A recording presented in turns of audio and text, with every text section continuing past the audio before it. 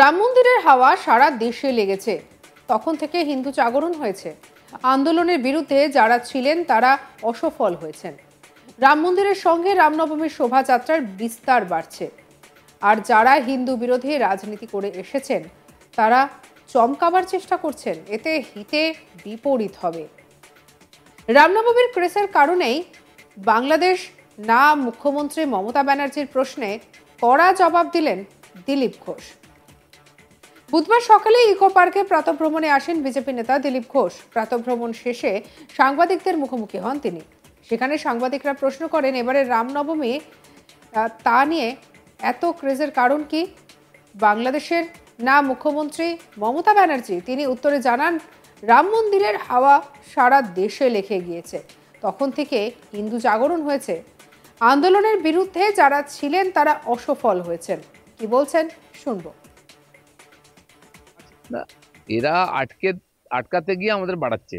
দেখুন, রাম মন্দিরের আন্দোলন যখন থেকে শুরু হয়েছে, সেই 86 সালে রাম রথ বেরোলো, রাম মন্দিরের হাওয়া সারা দেশে লেগেছে। তখন থেকে হিন্দু জাগরণ হয়েছে।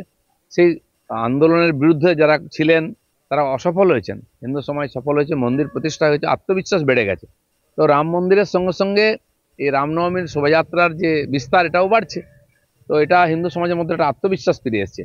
আর যারা হিন্দু বিরোধী রাজনীতি একদিন করে এসছে, ওরা প্রমাদ গুনছে, তাই চমকাবার চেষ্টা করছে। ওটা কিন্তু হিতে বিপরীত হবে। বাংলাদেশে সামনে রেখে রাজনৈতিক দল ফায়দা তোলার চেষ্টা করে। রামনবমীকে সামনে রেখে কি বিজেপি ফায়দা তোলার চেষ্টা করছে? ফায়দা তো আমরা নিয়েছি। আমরা খোলাখুলি হিন্দুত্বের পক্ষে কথা বলি। হিন্দু সমাজের সঙ্গে কে দাঁড়ায়? হিন্দু সমাজ যখন মার খায়, লুটপাট হয়, বিজেপি দাঁড়ায়। ওখানে মিছিল কে করছে? মোথাবাড়িতে আমাদের নেতারাই গেছেন। আমিও যাবো 11তে, এখন ডিএম অফিস ঘেরাও করবো। মুর্শিদাবাদে কে গেছে? কেউ নেই।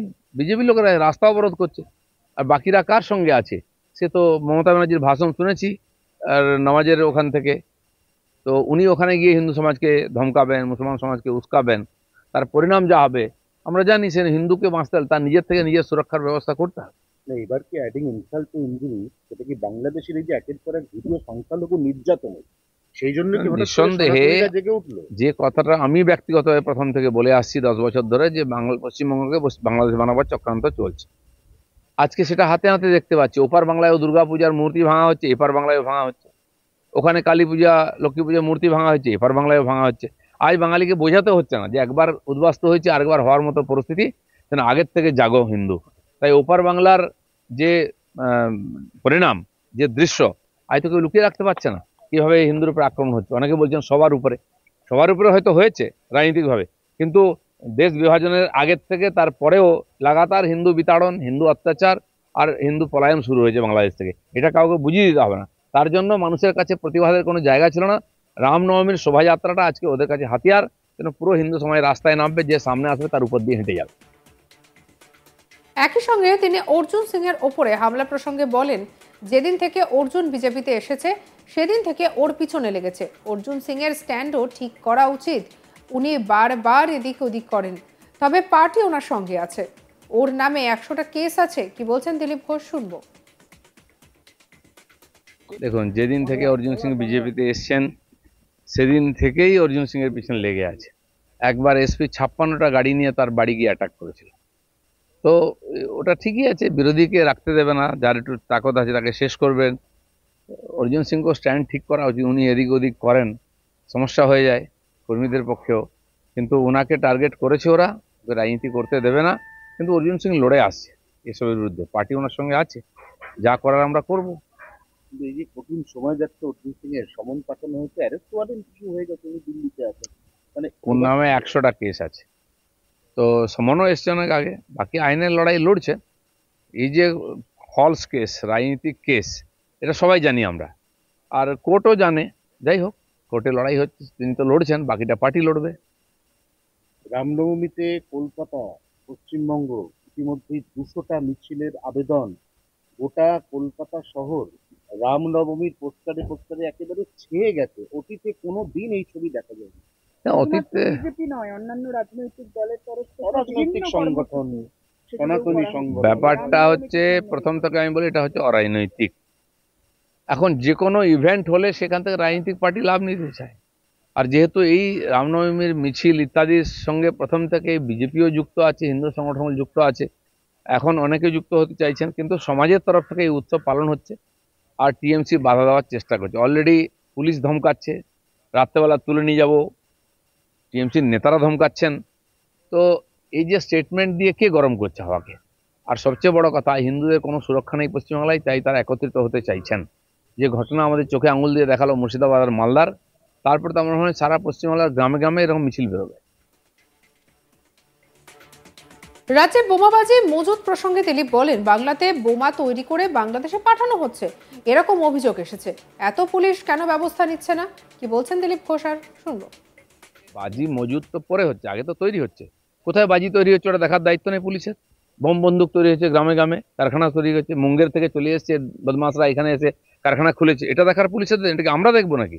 লাইসেন্স নিচ্ছে কিনা, কোথা থেকে বাজি যাচ্ছে, পাবলিক জানে, ওরা জানতে পারছে না নাকি বিশেষ কারণে চোখ বন্ধ করে থাকে? না, প্রথম কথা হচ্ছে দাদা, ওই কারখানায় তো বাজি তৈরি হচ্ছিল, এটা তো প্রমাণিত। ওই কারখানায় বোমা তৈরি হচ্ছে, ড্রাম ড্রাম বোমা পাওয়া গেছে বাড়ির থেকে 100 মিটার দূরে। তাহলে তো এটা বাজি কারখানাই নয়, তাহলে এটা বোমার কারখানা। তাহলে এনআইএ তদন্তে আপত্তি কেন রাখছে? না, সেই জন্য আমরা বারবার বলেছি যে পশ্চিমবঙ্গ থেকে বিস্ফোরক বন্দুক তৈরি হয় আশপাশের রাজ্যে, এমনকি বাংলাদেশে পাঠানো হচ্ছে, এ কমপ্লেন এসছে। কেন এনআইএ বা কাউকে লাগিয়ে বা পুলিশে কেন দায়িত্বটা নিচ্ছে না এই ধরনের ভয়ঙ্কর পরিস্থিতি থেকে পাল্টাবার জন্য? আর এটা নতুন নয়। ওখানে আমরা বীরভূমে দেখেছি চাল মিলের লাইসেন্স, চাল মিল চলছে, রাইস মিল, সেখানে কেস্টর গাড়ি আছে, যন্ত্রপাতি আছে, চাল তো সেখানে হতো না তৈরি। এ তো নতুন কিছু না, কিন্তু কোনোদিন তো পুলিশ ছাপা মারেনি। 11টা গাড়ি বেরোলো ওখান থেকে। ঠিক সেরকমই এখানে অন্য কিছু নাম দিয়ে আর সেখানে বোমা তৈরি হচ্ছে, বিস্ফোরণ উদ্ধার হচ্ছে, মজুত করা হচ্ছে। এটাকে পুলিশ জানে না, পাবলিক জানে সব।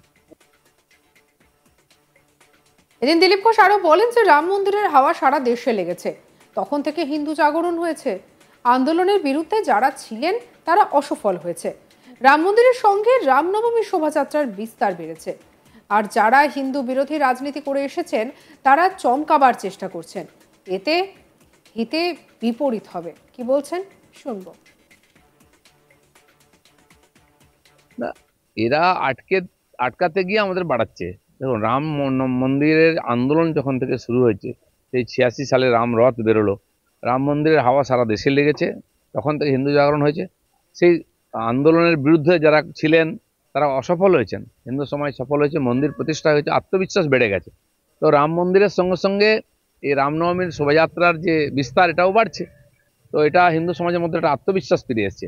আর যারা হিন্দু বিরোধী রাজনীতি একদিন করে এসছে, ওরা প্রমাদ গুনছে, তাই চমকাবার চেষ্টা করছে, ওটা কিন্তু হিতে বিপরীত হবে। আপনি বললেন বিভিন্ন ইস্যুকে সামনে রেখে রাজনৈতিক দল ফায়দা তোলার চেষ্টা করে। রামনবমীকে সামনে রেখে কি বিজেপি ফায়দা? সঙ্গে রাখুন আজ তাক বাংলার ইউটিউব চ্যানেলকে। অন্যান্য খবরের জন্য লাইক করুন, শেয়ার করুন, সাবস্ক্রাইব করুন। আমরা এখন রয়েছে হোয়াটসঅ্যাপে, ফলো করে নিন, আপডেটেড থাকুন।